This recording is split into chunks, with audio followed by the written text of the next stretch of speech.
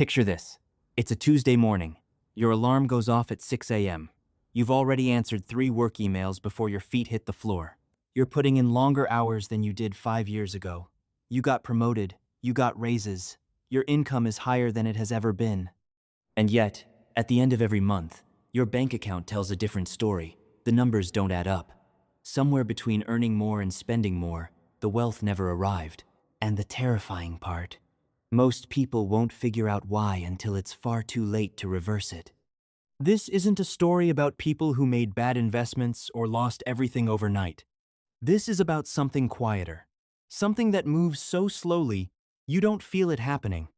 Every year, millions of people work harder, earn more, and somehow end up with less financial security than the year before. And the reason has almost nothing to do with how much they make. Here's the misconception most people carry.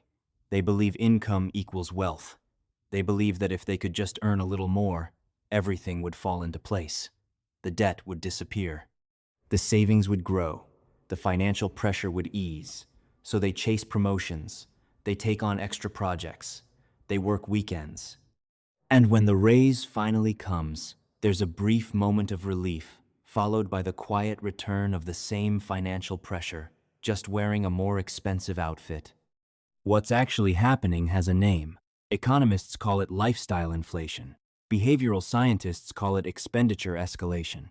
But you can call it what it really is, the invisible leak in every financial plan that no one talks about at the beginning of a career.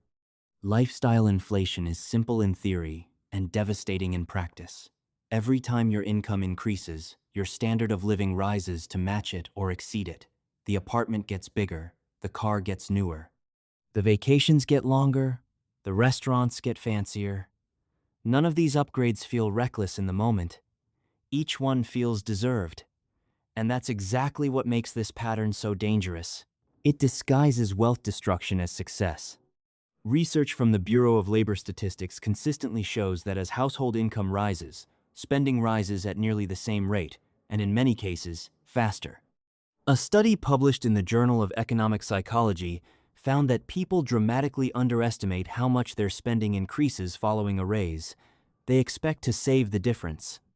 Instead, they spend it often before it even arrives. The financial gap between what people earn and what they build remains stubbornly wide across nearly every income bracket. The problem isn't income. The problem is the gap between income and wealth-building behavior. The psychology behind this is deeper than simple spending habits. Human beings are wired to benchmark their lives against the people around them. When your colleagues drive nicer cars, when your neighbors renovate their kitchens, when social media floods you with images of the lifestyle that should accompany your income level, something happens in the brain's reward circuitry. Keeping up stops feeling like a choice. It starts feeling like a requirement. Social comparison doesn't just influence what people buy. It dictates how people define financial success. And when success is defined by visible consumption rather than invisible wealth accumulation, the race never ends. There's another psychological layer underneath this one. It's called hedonic adaptation. The human brain is remarkably efficient at normalizing pleasure. The new car that felt extraordinary on day 1 becomes background noise within 3 months. The upgraded apartment that felt luxurious in January feels ordinary by April. So, people keep reaching for the next upgrade, not because their old life was inadequate, but because their brain has already adjusted and stopped registering the improvement. Spending keeps climbing, but the emotional payoff keeps shrinking. Here's where the divergence becomes clear. 2 people, same income, completely different financial outcomes. The first person treats every raise as an upgrade signal. More money means a better life right now. Better things, better experiences, better status symbols. The second person treats every raise as a wealth-building opportunity. They upgrade their life gradually and deliberately, but they route the majority of every income increase directly into assets, investments, savings, income-generating opportunities.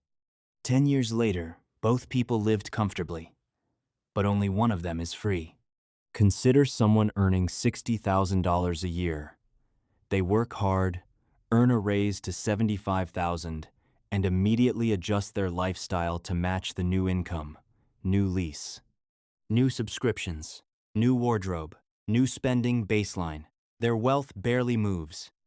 Now consider someone at the same income level who, upon receiving that raise, keeps their expenses roughly the same and redirects the additional $15,000 toward index funds and a growing emergency reserve. The money quietly compounds. In 10 years, the first person is still dependent on their paycheck. The second person has options. This is what the long-term consequence of lifestyle inflation actually looks like, not a dramatic collapse, but a slow erosion of possibility. Every dollar spent upgrading the present is a dollar that can't compound in the future. And compounding is the most powerful force in personal finance, but only if you give it something to work with. When spending absorbs every income increase, compounding never gets started. The financial treadmill keeps spinning, but the destination never changes. The solution is not deprivation. Nobody builds lasting wealth by punishing themselves. The framework is simpler and more sustainable than that. It starts with creating a gap, a permanent, intentional gap between what you earn and what you spend. The size of the gap matters far more than the size of the income. Every time income increases, the default should not be spending. The default should be saving and investing a meaningful portion first, before lifestyle decisions are made, not whatever is left over, first. The second piece is separating wants from identity. Most lifestyle inflation isn't about the things themselves, it's about what those things signal. A bigger apartment signals success. A newer car signals arrival. Understanding that wealth itself, invisible, uncelebrated, quietly compounding, is the actual signal of financial intelligence, is a mindset shift that changes everything. The person with a 7-figure investment portfolio and a modest lifestyle is wealthier than the person with a luxury apartment and an empty savings account. One looks rich, the other is rich. The third element is automating the gap. Willpower is unreliable. Systems are not. When wealth building is automated, when a fixed percentage of every paycheck moves into investments, before it can be spent, lifestyle inflation loses its grip. You cannot spend what you never see. Now imagine 2 paths forward from today. In one version, nothing changes. Every raise gets absorbed by lifestyle. Every year feels a little more comfortable, but no more secure. At 60, the realization arrives that decades of higher and higher income produced very little actual wealth. The paycheck was always there, but it was always needed. In the other version, the gap is protected. Income rises, some lifestyle improves, but a consistent and growing portion of every raise gets redirected into the future. At 60, that person isn't wondering if they can retire. They're deciding how. The deeper lesson here isn't really about budgeting or investing strategies. It's about understanding what money actually is. Money is not a reward for working hard. Money is a tool, and like any tool, what matters is not how much of it passes through your hands, but how deliberately you use it. Working harder doesn't build wealth. Using income more intentionally does. The gap between earning and keeping is where financial freedom is either built or quietly destroyed. Most people focus their entire lives on earning more. The ones who actually build wealth focus on the gap. That single shift in attention from income to the distance between income and spending is the difference between a lifetime of financial pressure and a life where your money eventually starts working harder than you do. You've been working hard enough. The question is whether your money is doing the same.